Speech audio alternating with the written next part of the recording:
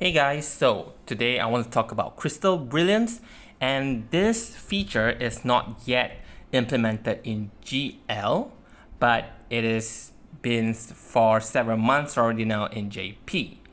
For GL, it's probably still about another 2 to 3 months before we get it. But why is it important that we discuss it right now? Why am I sharing it so early? Because it really does decide certain characters that you might want to pull for, because it does matter. But before we get into that, let's just talk about what exactly is this feature. Each crystal color will come with this chart, and basically there are 3 categories, which is attack, which is A, and D for defense, and U for unique, and each of it has 6 passive. So this passive comes in a it has different effect and ability, and you can only equip 3 of it at a time. But overall, once you max out this chart, you will get a total boost in terms of HP 12,000, Eye Brave 1,000, Max Brave 3,000, Attack 2,000, Defense 14,000, which is why some of the video that you have seen me done using Pain especially, that her poison damage skyrocketed because of the additional 2,000 stats on attack. So each of this passive is surrounded by 4 stats. So if you want to activate one of the passive, you need 400 points to activate each of the stats and 600 points to activate the passive. So 1,000 for each. So if you want to complete every single one of it, then it's 18,000 point total to complete the entire chart. So first off, I got this information from Dissidia compendium. So you can just go to Dissidia compendium website, and then you can, I think, go under party bonuses, and there is the entire information about crystal passive. So if you really want to know more, then do visit the website. But anyway, for the crystals, so if you manage to unlock every single passive for a specific color, then you will unlock an ability called crystal ability. So for each room that you completed, you will be able to unlock different ability. So it doesn't mean like if you go for blue color, then you unlock a specific ability. So it is not specific to the color, but for each room, the first one that you have completed, then you get one ability. If you completed the second one, then you get another ability. So it is by sequence. So it's not assigned to specific colors. And each of this ability, you need crystal power points. So once you completed one room, as in one color, let's say if you go for blue, then you completed the entire, means you gain 18,000 points and you max out every stats and passive, then you will get 10 crystal power points. With 10 crystal power points, then you can activate crystal ability. And you can do that anytime during your run, at the start, at the end, except if you are in BT phase, the ability will be frozen. And so far in JP right now, we have only managed to unlock the first ability. So the first ability is an attack, and you need 10 crystal power points. So that's the only one that I can do right now. But hence, it is not that important to talk about the ability right now, because we are still very, very far away from the ability. And it's more important for us to discuss about passive and what should we prepare for when this feature is actually implemented in GL. And how do we obtain crystal power points? So every week there will be a crystal mission. Okay, so crystal mission, it features random Shinryu fight, 7 of them from past events. The crystal mission has level 1, 2, and 3. So if you defeat the one at level 1, you get 500 points, level 2 is 600 points, and level 3 is 700 points. So obviously, if we do not want to get lesser than that, we definitely have to tackle the fight that is level 3.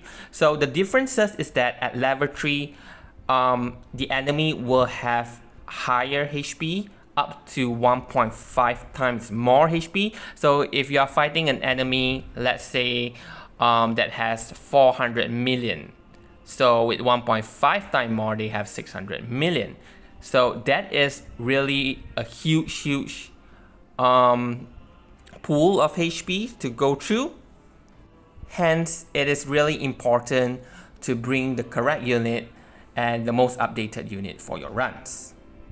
So each week you can get 700 points. So 10 weeks to get 7,000 points, 20 weeks for 14,000 points, and about 16 weeks to max one specific crystal color.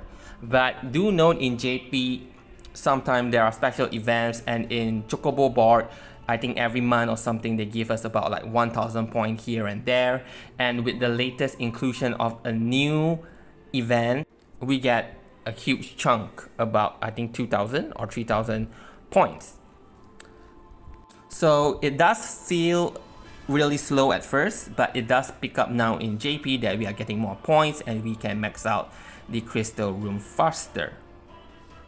But the main point here is to do the crystal missions to get the 700 points a week. You must use a single color crystal. Meaning to say, if you want green color crystal, then you need to bring, for example, Ram, Rubicante, and Sephiroth. 3 of them are green. So you need to form a team based on that specific color. You can do solo. So if you bring Rubicante alone, since he's green, so there is no mix of color in your team, then he can get all 700 points. Okay, so which is why it's very important to start building up your roster according to crystal color if you want to defeat the crystal mission easily every week. But do not, and I repeat again, do not jeopardize your pool like for some really good utility just because it is not the crystal color that you are going for. So for example, Iris is really a good character to have and she's green, but you have decided that you want to go for blue, so you skip Iris because you think that it will not help you in these crystal missions anyway. But do note that there is still the normal Shinryu event every week that you need a mix of, or basically you need a good roster with a mix of character with a lot of utility in order to defeat. So do not jeopardize some of these good utility characters just because it is not the crystal color that you will be going for. So now let's just look into the crystal brilliant passive. The first passive is an attack passive.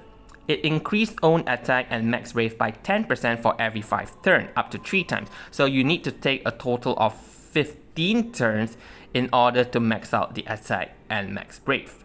The second one, which is for launching. So when a character participates in launch, brave consumption reduction when using an HP attack. So you do not use as much brave. In other words, there's some form of like discount, which is brave retention, something like Iroha's effect. So now if you have Reigns initiating a launch, then you have, let's say, Ram joining in. So now Ram will not dump all of a brave because some of it is discounted. So after the launch, they will not be at 0 because some, at this point in time, if you do not bring character with brave refund, they will have 0 brave after launch. So the third crystal passive, A3, is rather interesting because it increases your HP damage cap, which means your character will be doing more damage. And it also have brave and HP damage up as well. But the trade-off here is that your buff will reduce by 2 during your turn because 1 additional time. Like now, if after 1 turn your buff decreased by 1, with this passive on, it decreased by 2. So if you are using character that really rely on their buff and have very limited turn count their buff and they cannot renew it that as often, this can be a real risk to use. Okay, so you got to be very careful in terms of what passive you want to equip. The fourth passive here, A4, So this add 1 brave attack for every brave attack. So it's like Preach effect, right? Because Preach also does that. But this works only if it is a free turn. So not all character has a lot of free turn. So basically free turns are turns that do not consume or do not contribute to your turn count, right? So let's say if you use Noctis and Noctis uses his LD and provide everyone warp step buff, then now every character will have or should have additional brave attack for every brave attack that they do. But the trade-off here is again, we will have a self-poison based on own max brave. For A5, during every HP attack, except the last HP attack, you will recover brave to self based on own attack. So this is something like brave gain in between HP. So this will actually help your character to cap on damage, okay? But it increases your brave and HP damage up. So unless if you have very good defense or you are not going to allow the enemy to deal any damage to you, then this passive is really good. And the last one for attack is A6, and it says when your HP is less than 70%, 20% brave and HP damage cap up. But the trade-off here is self HP poison. So that 20% is actually really high. It's really good. It's almost equivalent to like a BT effect, because a BT effect now have like 30% HP damage cap up. So this passive alone is 20%. But that self HP poison is a big risk, because this HP poison is counted towards the HP requirement to perfect a Shinryu fight. So if you equip this and your HP drops to like a really low number and you miss the HP requirement, then that's it, right? You have to redo the fight. So there are ways to go about it. One of it is like RAM, because RAM makes the entire party immortal and every form of damage is somewhat mitigated, so you will be able to achieve the HP requirement. So it's very important that moving on, you got to understand which character will suit which specific crystal passives. Anyway, moving on to defense crystal passive, D1 grants the party last stand, or basically the characters that is equipped with this passive. So if you bring, let's say if you go for blue, you have blue crystal passive, so Cloud will have last stand. But if you are bringing him in a team with Ram and maybe Rex, then both of them will not have last stand. Okay, so one thing that we say that, you know, Rex is a bad tank because he doesn't have last stand, then just give him crystal passive D1 and now he have last stand. But this last stand only work once. Once you use it, then it's gone. But once the time where you activate it, then it grants HP regen for 2 turns. For D2, it increases HP and I Brave for 10% for every 5 turns up to 3 times. So this is similar to A1, but instead of attack and max brave, it is HP and I Brave, which is again good for certain characters. D3 reduce brave and HP damage received, but it also decreased turn rate by a small amount. And that is actually good if you are using it on a often character. So they become tankier and they become slower, which means enemy gonna take more turn and you're gonna deal more damage when there's a trap, counter, or often attack being triggered. And we have D4 is when we are receiving HP damage, and if we don't die, then it will heal back by a mid amount. Okay, so and it has mid max brave down. Then D5 is brave and HP regen, but it have small attack down. And D6, it gives 20% overheal and small speed down. And again, small speed down is actually good if you are using it on a character, an off-turn character. Okay, moving on to unique U1, it grants self a gold frame, attack up, and brave and HP regen for the entire fight. It's a gold frame. It can't be dispelled, it can't be removed, and it doesn't have a turn count, so it stays there forever. it can be good, it can be bad if you really rely on a certain number of buffs. Some characters have a lot of buff and the support unit is going to give it buff, so this might overstack it. So just do be careful with that. And U2, it at the start of the turn, it grants another turn. So example, if you're using Core right now, he always start with 2 turns. So 1 turn usually we use S1 or S2 to provide off buff to another character, and another turn to use his EX so that he gain the EX buff. But now if you have this passive on, Core will have 3 turns. So you can use that to activate BT, and you know, so it does make setting up easier if you have this passive on. And U3, during force time, 10% HP damage bonus after every own turn, including FR. So force gauge charging speed down by 40%. So yeah, I have just done a video regarding force gauge charging, and you know, if you want to outcharge the boss, especially in this current era, then we have to rely on summons. But then again, if you have this passive on, your charging speed will reduce by 40%, and that's actually quite a lot. But the advantage is that you get additional 10% on HP damage bonus. So unless you know you are in a fight where you expect the enemy to activate their FR and you will be cancelling it, so you have a lot of free time to slowly charge the FR, let's say using Aerith S1 or S2, then this is actually really good, because once you enter force time, every turn is additional 10%. So if it's like 10 over turns, you actually get additional 100 over percent just by having this passive on. And U4, it says after own turn, 20% chance for own EX gauge, recast gauge becoming max. So this is like Anna Crow's ability, where after she, you know, do something, like if you use her AA or if she attack, there's a possibility that the EX instantly charge, right? So imagine if you put this passive on Anna Crow, it will make her the possibility to charge her EX instantly higher, and she might be even able to spam 5 to 6 EX outright when she get her BT. So it is rather interesting, especially for a character that does have a very, very strong EX. U5 gives debuff evasion.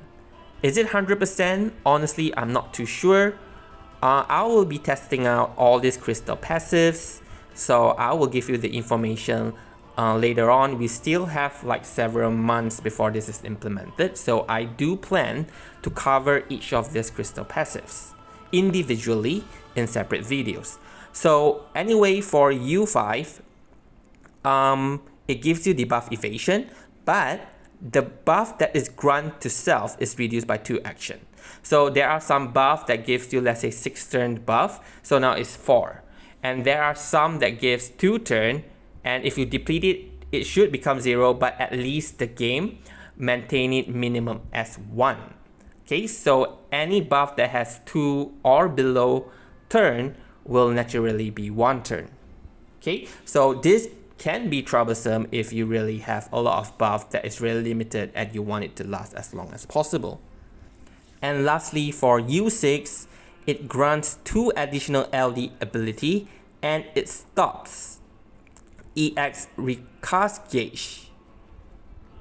But this does not mean you are not able to use your EX, because every time you do a turn, your EX charged by a little, and that still remains. Okay, that still remains. So it's not like your EX gauge completely stops. Okay, it just doesn't get the additional bonus that you should be getting, and means that it will charge slower than it should be. But anyway, with U6, it does grant you more LD ability to use. So it's really good for character that has very strong LD ability and you want to spam it or use it more. And the thing is that it also makes LD hit harder and makes EX hit less harder.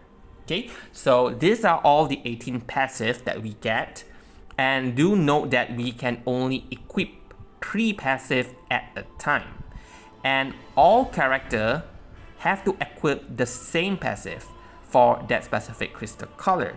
So let's say if you, like again, if you are having 3 green, Rubicante, Iris and Sephiroth, so you equip D1, D2, D3. Every 3 character is now equipped with D1, D2, D3. You can't mix it. You can't have, oh, Ram, maybe we want her to have better setup at the starting, so I'm giving her U2, while Rubicante, I want him to be slow, so I'm giving him D6. No, you cannot do that. So it has to be the same. And that also means that after spending so many time unlocking 18 passive, taking months to unlock, in the end you still only can use just 3.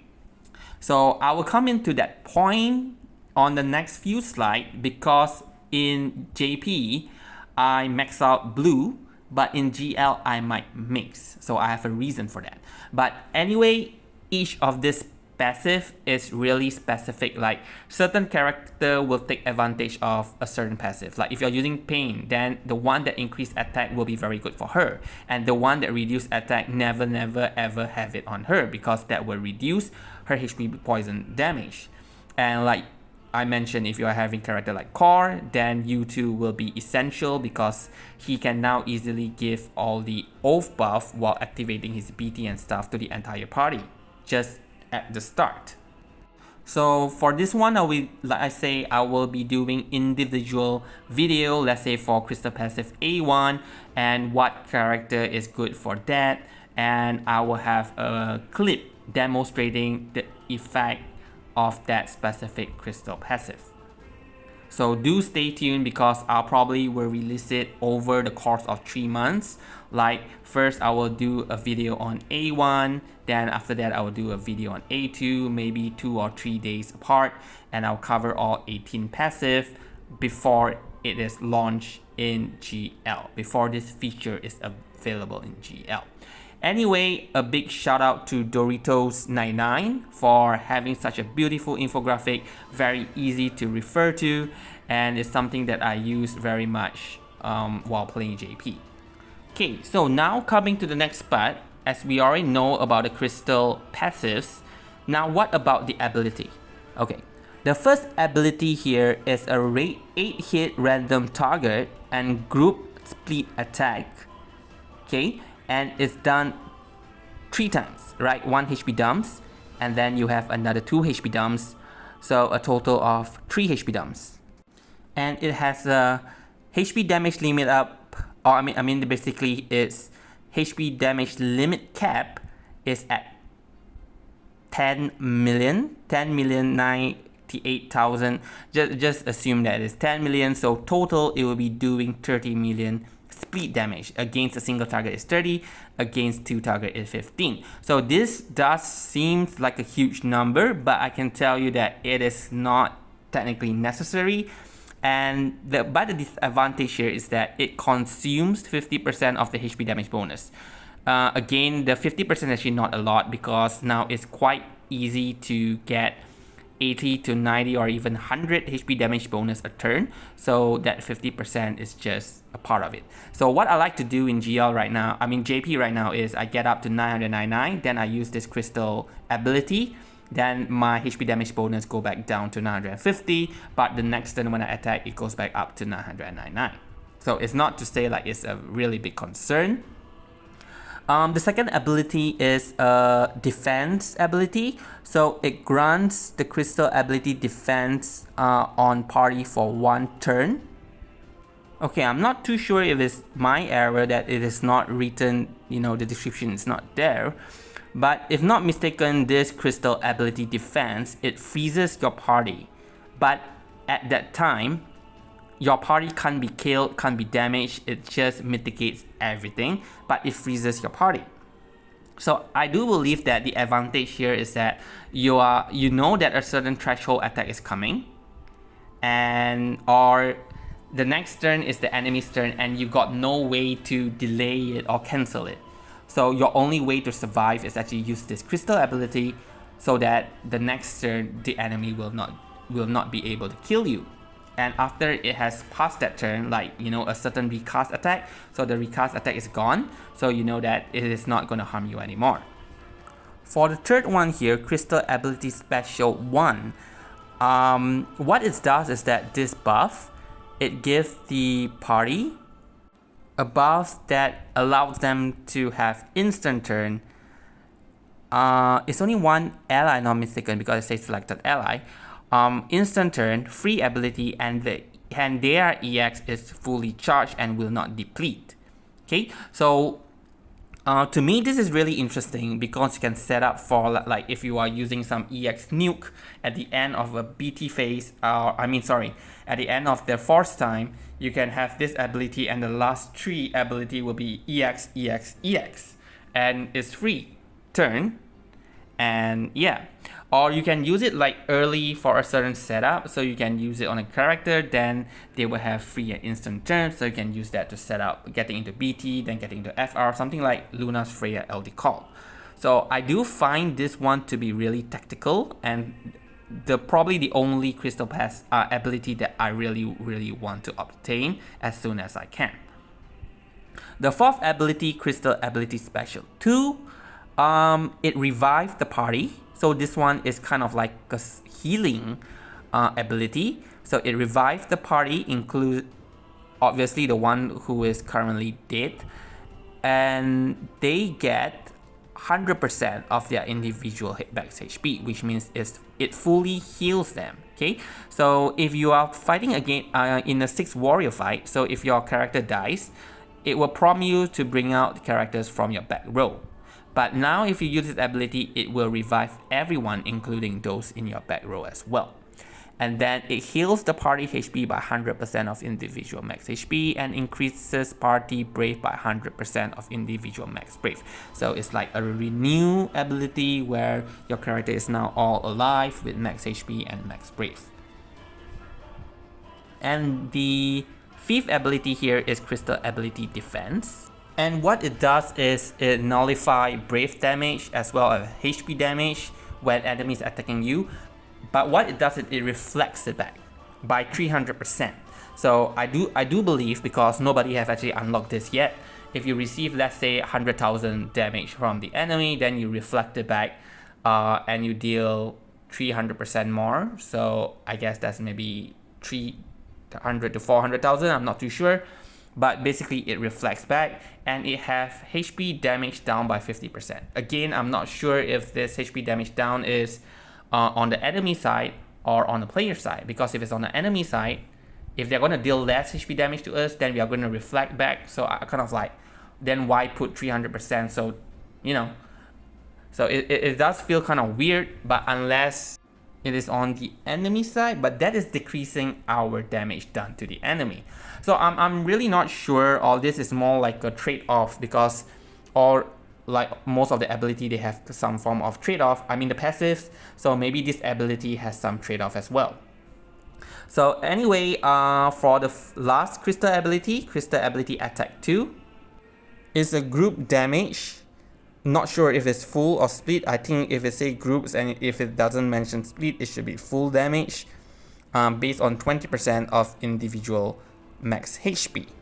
So individual, again, our own party characters or the enemy. If it's enemy, 20%, so it directly just take 20% off of enemy's HP. So if the enemy have 1 billion HP, then 20% of that is gone. So it's pretty insane if you look at it that way, because 1 billion then is 200 million damage just with one ability. So each of these crystal ability, obviously, it has the crystal power points that it will use. So to use this one is 30. And like I say, if you unlock each of the crystal room, if you max it out, you get 10. So if you unlock all 6, which probably take more than a year, I think, then you get 60 points. So you can use that ability twice, I think, because nobody has actually, even though if you will, like you throw as much money into the game, you still could not unlock all the crystal ability yet. The furthest, I think, I'm not sure if someone have done even 2.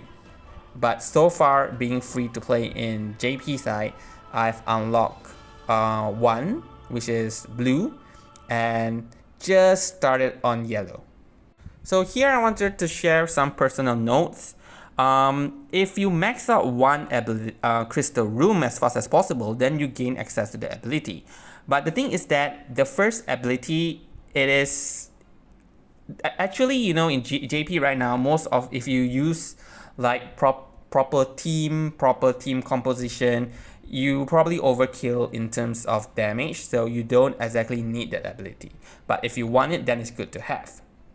So the thing is that if the first ability is not really my aim, then I do not have to max it out, because the extra stat is again good, but it's not like necessary, and I do not want to have like all 18 crystal passive, and I'm only going to equip 3.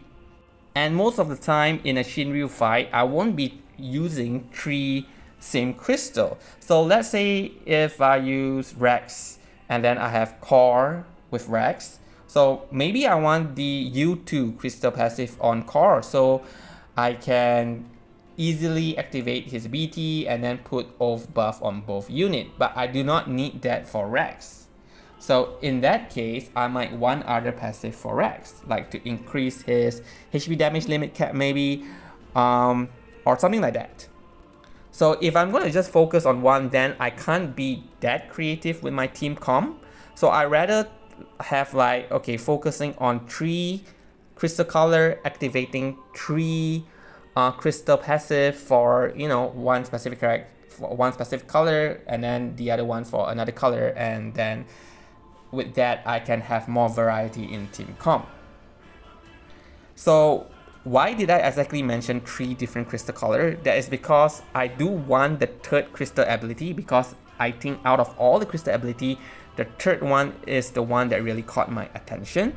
So if I focus on like mixing my crystal passive and points to 3 different color, then by the time I completed all 3, then I have unlocked the third crystal passive ability, which is the same if I go all blue, then I go all red, then I go all green, because by the time I have 3 max, then that is also when I unlock the crystal ability as well.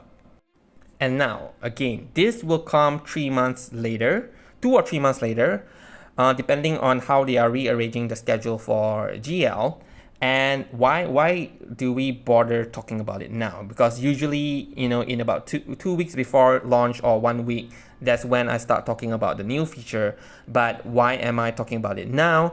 Because like I say, some crystal colors, you should start collecting them now. Like for example, if you're talking about white crystal, which mostly consists of support character and not much on the like DPS, and Leo is coming in a few banner time.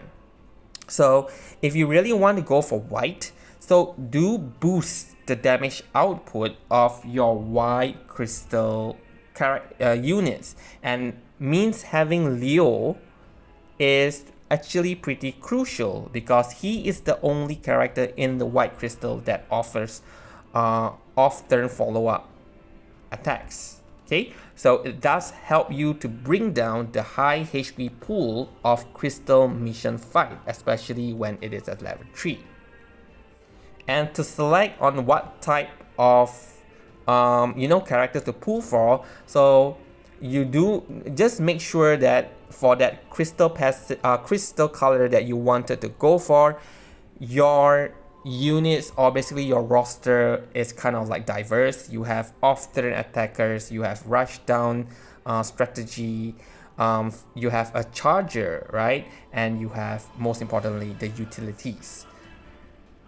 Then that leads to the second question, what crystal color you should go first. So like I say, if you plan to go for mix, then you get some form of variety in that sense.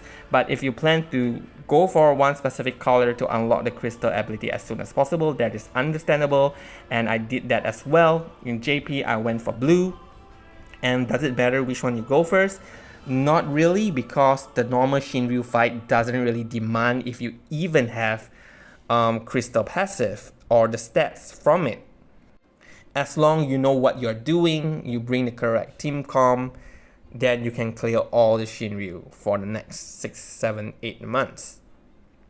But again, to repeat, do note that level 3 crystal mission is not easy. You have 1.5 more HP than the usual fights, and we are able to reset the fight once for free, but if you want to reset it again and again, then you have to pay gems. So you probably do not want to do that. So why is it important? Because different Shinryu fight demand you to have different things. Some is tailored toward off turn, some is tailored toward rush down. So let's say if this week it is Rex fight, then you don't have an off turn character, then it actually can be quite hard to defeat them. On the other hand, if you get Leo's fight, we haven't gotten Leo's fight yet, but it's a single target fight and you need very specific condition to pass the HP gate, which is 2-turn delay. So if you do not have like a character with delay, then it can be a problem. Or if you do not have a single target character, then it can be a problem. So you need to ensure how you want to build your roster, which is why you should start now. And make sure that the color that you go to, at least you have a good diversity, okay, in terms of the characters that you pull for or the one that you already have. So let us talk directly about the crystal color, what character there is, and who will be coming in the future after this feature of Crystal Brilliance is launched in GL. I did do a summary about each crystal color, so you can skip to that if you want to just look at the summary, but let us go through each of these crystal colors. So the first one here is red, and we have characters like Vaughn, Ares, Seven, Kurasame, Yuffie, Edgar, Beatrix, and Rex. And this character will be available, means you can start pulling for them. Some have already passed, like Ares, Seven, Kurasame, you can't get it anymore. Edgar is currently still in the banner, and coming soon is Vaughn, Yuffie, Rex is also here, Vaughn, Yuffie, and Beatrix. And after the launching of this feature in GL, in about 5 banners later, it will be Reno, and about 8 banners later is Kelger. So the thing why I put 5 banners later, because in JP, it's only one banner a week because there's only one event a week. So I'm not sure how they are implementing this in GL. We do seems to get a speed up in terms of the events. So I really hope that they keep up with the pace. Then it's probably sooner that we will get this banner. These like Reno's or Kelga banner after the crystal passive has become available. Anyway, for Raid, if you look into the character, it's quite balanced in terms of roster. First of all, you have Ares, which is a fast charger, and they have some really insane defense because Ares gold frame buff is literally 0 brave damage, 0 HP damage. Kurasame just freezes the enemy and they cannot deal any brave damage. And Beatrix, as long as the buff is active, because now with her BT, the buff will not go down, will not go away. So it's forever, HP damage received 0. So they have really some crazy defense going on. Rex technically also does some form of defense. But in terms of DPS, Rex is multi-target, Yuffie as well, and Vaughn is single target, but they are okay, because other crystal passive coming on, other colors, they do have stronger DPS character. So Raid is kind of like lacking in that department, but they do provide a lot of other utility. And Edgar is also a very good character that can just FR weakness most of the fight. So it becomes easier for you to tackle a specific crystal mission if you have Edgar's FR. Okay, so Yuffie will have similar HP output like Rinoa because she gets a HP attack that does a lot of damage AoE. So overall, Raid is actually a pretty good crystal color to start with if you have all these characters already. And not to mention, Yuffie does cover some, but basically the utility part like stealing buff, throwing back debuff, which means you are cleansing the party, and stop enemy from gaining brave or something. I remember she has something from her EX. Okay, so she has a lot of utility. So if really you want to go for Raid, then these are the characters that you can look out for. Next is Blue. Blue start out actually quite weak if you do not have Mog as your main DPS, and at that point like Pain, Ursula, Neon, Rosa, they are not technically a DPS character. Cloud is also not technically a DPS character. I find him more of a utility based with delay and paralysis. But when you bring core together, it does really boost up the overall damage of the party. So it is still okay. But if you are fighting against a single target fight like Leo's Shinryu, especially at level 3, then it can become a problem. But just quickly, within 2 weeks, we actually Aranya arrives in JP that time.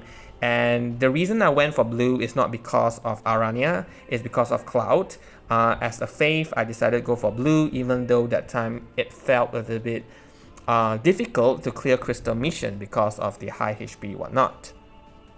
But when Aranya arrived, it just made everything so much easier. And later on, we have Wise, which is also a crazy, often follow-up attacker.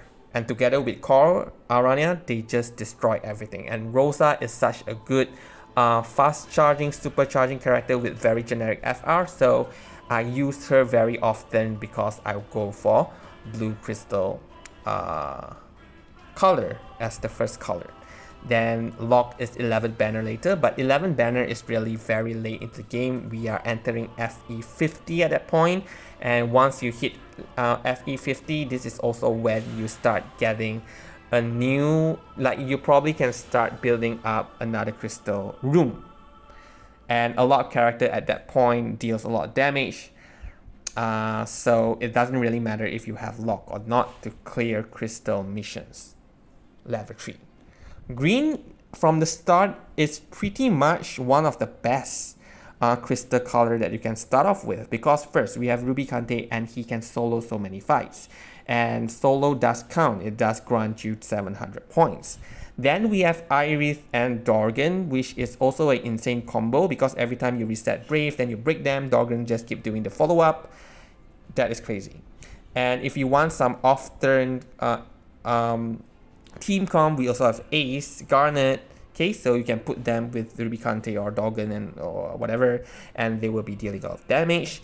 Rain, a very good single target attacker. Then we have Ram with turn manipulation, and Cloud of Darkness with AoE follow-up, and Terra instant turn. So they kind of like have all the things that you need.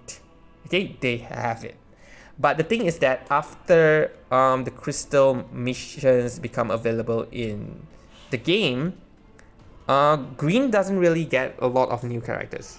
Next to banner is Sephiroth, and he kind of like get overshadowed a little bit due to Iris, because the ability effect does like do similar things, but Iris does more.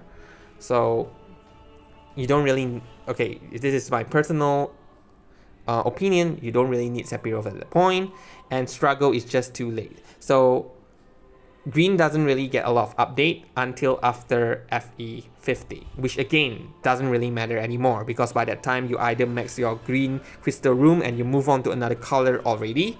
So, but from what we already have, green is actually a very good color to start with. Then we have yellow. Okay, yellow is one of the worst to start with. Look at that. We only have 6 characters, and another 2 is coming like 6 banner later and 7 banner later, and that's pretty quite late into crystal. Doing crystal brilliance is quite late in. Imagine 6 weeks you are just bounded by this 6 character. Tifa, who is a single target DPS. Baltier excel in multi targets. Then your only fast charger is Charlotta, and then you have a utility Quistis. Lightning is not even really that good at this point, but becomes really, really good with FE 50.